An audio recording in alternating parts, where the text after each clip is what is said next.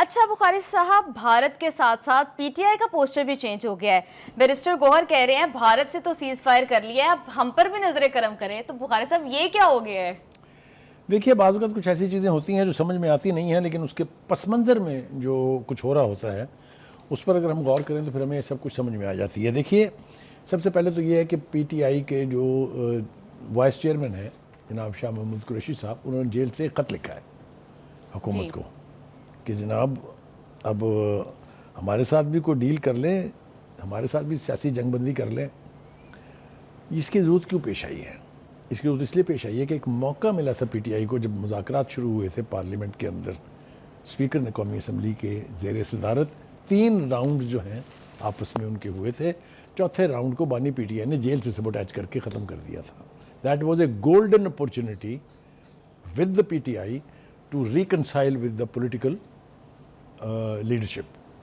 وہ موقع کھو دیا گیا. اور کیوں کھویا گیا؟ میرے خیال سے اب خود بھی پچھتا رہے ہوں گے اس کے اوپر، کیونکہ انہوں نے موقع کھویا تھا یہ کہہ کے، بانی کا حکم سنا کے، کہ ہم بات کریں گے طاقتور حلقوں کے ساتھ. اشارہ ان کا تھا فوجی قیادت کی طرف. فوجی قیادت نے ایک سے زیادہ مرتبہ ان سے کہا thank you very much, good knowing you, we don't want to talk to you. بار بار کوشش کی گئی، بار بار انہیں یہی جواب ملا. یہی تو مینڈیٹ لے کے یہ جو وہ ہیں اپنے جن کا تذکرہ اینڈ میں آئے گا، کیا اعظم سواتی صاحب، اعظم سواتی صاحب، یہی مینڈیٹ لے کے آئے تھے نا کہ میم فوجی قیادت کے ساتھ براہ راست گفتگو ہم کریں گے. اس کو بھی کسی نے درخور اعتنا نہیں سمجھا. تو یہ پہلے تو بڑا جمہوریت کا انہوں نے جو ہے وہ پیٹا ہے کہ جمہوریت ہونی چاہیے. ابھی آ رہا ہوں اسی طرف. اچھا جی، آپ نے کہا کہ بیرسٹر گوہر نے بھی کہا ہے کہ جناب ہم سے بھی سیز فائر کر لیں. تو میں کچھ یاد دلانا چاہتا ہوں کہ آپ کی لیڈرشپ نے، یعنی بانی نے، اور آپ کی پوری لیڈرشپ جو ہے ہر سطح کی، انہوں نے کہا ان چوروں سے، ان ڈاکوؤں سے، ان فارم 47 کے لوگوں سے ہم بات نہیں کریں گے. تو یہ اب خط کس کو لکھ رہے ہیں؟ وہی لوگ ہی تو ہے نا کہ بدل گئے. اس کا مطلب ہے کہ زمینی حقائق بدل گئے ہیں. یہ ریئلائز کر لیا انہوں نے کہ ان تلوں سے تیل نہیں نکلنا جن سے ہم نکالنا چاہتے تھے.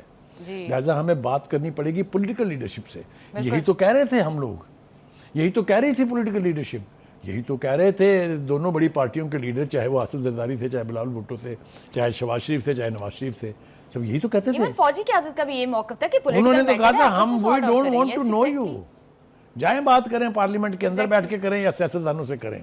تو ایک تو جو آپ یہ حیران ہو رہی تھی نا کہ تبدیلی کیسے آئی ہے، یہ میں نے آپ کو بتا دی اس کی بیک گراؤنڈ، کہ وہ جن سے بات کرنا چاہتے تھے انہوں نے ہری جھنڈی دکھا دی، لال جھنڈی دکھا دی، اور بالآخر ان کو وہاں آنا پڑا. مجھے لگتا یوں ہے کہ اس سے کچھ نہ کچھ برف پگھلنے لگی ہے. کیوں؟ آپ دیکھیے بہنوں کی ملاقات 2 مہینے سے نہیں ہو رہی تھی، کسی کو جیل کے قریب پھٹکنے نہیں دیا جا رہا تھا. آج تینوں بہنیں ایک ساتھ مل لی ہیں. دوسری بات، علیمہ خان کا نام ای سی ایل پر تھا، وہ باہر نہیں جا سکتی تھی.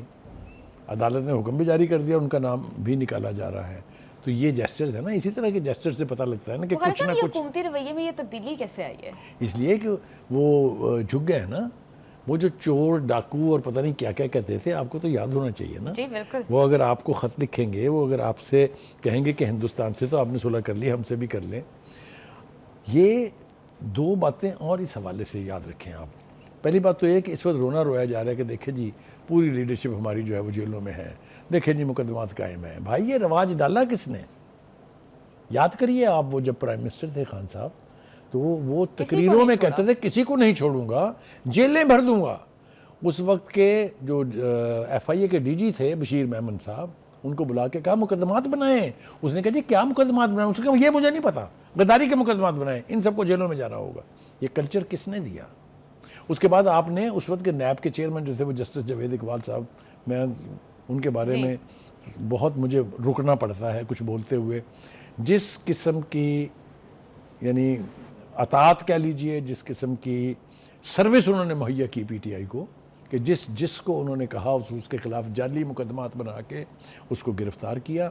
90 دن تو کیا 120 دن تک ان کی ضمانت ہونے نہیں دی. وہ سارا مس یوز جو تھا، ایک مقدمہ جو ہے وہ عدالتوں نے اٹھا کے باہر پھینکا. یہ سب کچھ آپ کے سامنے ہے نا. تو یہ کلچر آپ نے دیا تھا، چیخیں کیوں نکل رہی ہیں؟ اب جب اپنے ساتھ ہوئی ہے تو سر پیٹ رہے ہیں. There you are. ایک بات تو یہ ہے. دوسری بات یہ ہے کہ علیمہ خان صاحب کے جو صاحبہ کے جو بیانات ہیں، ہمیں دو باتیں بڑے وثوق سے ساتھ مسلسل بتائی جاتی رہی ہیں کہ بشرا بیگم اور خان صاحب کی بہنوں کا سیاست سے کوئی تعلق نہیں، وہ گھریلو خواتین ہیں. ہم نے ہمیشہ اس کو چیلنج کیا ہے. بشرا بی بی کے بارے میں تو مجھے کچھ بتانے کی ضرورت نہیں ہے. پنجاب میں جو چاند انہوں نے چڑھائے ہوئے ہیں، اور اس کے بعد جیل سے رہائی کے بعد جو پشاور میں چاند چڑھائے ہیں انہوں نے، جو علی امین گنڈا پور کے خلاف سازشیں وہاں کی انہوں نے، یہ سب کچھ آپ کے سامنے ہے. یہ جو بیانات دے رہی ہیں بی بی آج کے بیانات آپ دیکھ لیجیے.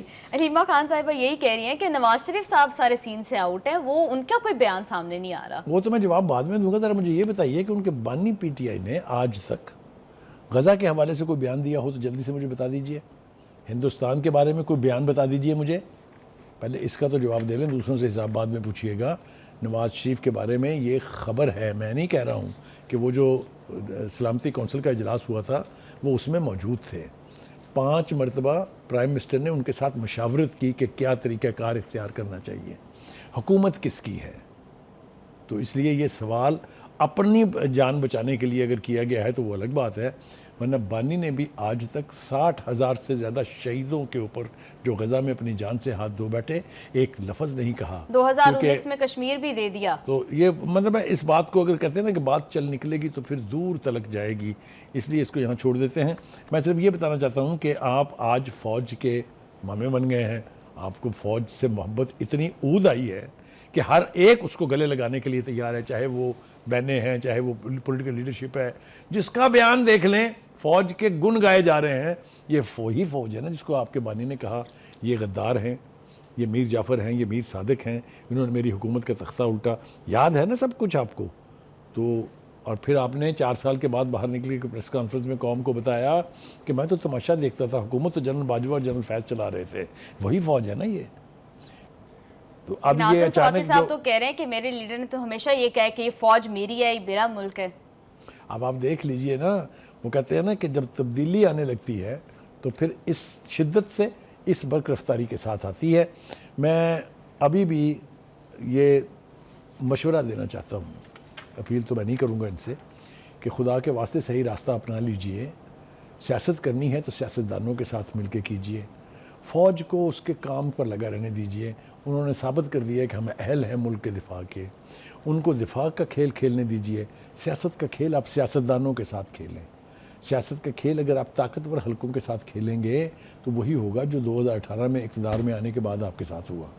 اس لیے فوج کی اپنی ایک ڈومین ہے، ان کو وہاں رہنے دیجئے، اور جو آپ کی ڈومین ہے اس میں انسان بن کے، اس میں سیاستدان بن کے، اس میں برداشت کا مادہ لے کے آئیے. جی بخاری صاحب، اچھا ہے کہ پوسٹر چینج ہوا ہے، تھوڑا سا حکومت کی جانب سے بھی نرمی دکھائی گئی ہے. لگتا ہے کہ اب ڈیڈ لاک جو تھا وہ ختم ہو جائے گا اور حالات بہتری کی طرف چلے جائیں گے.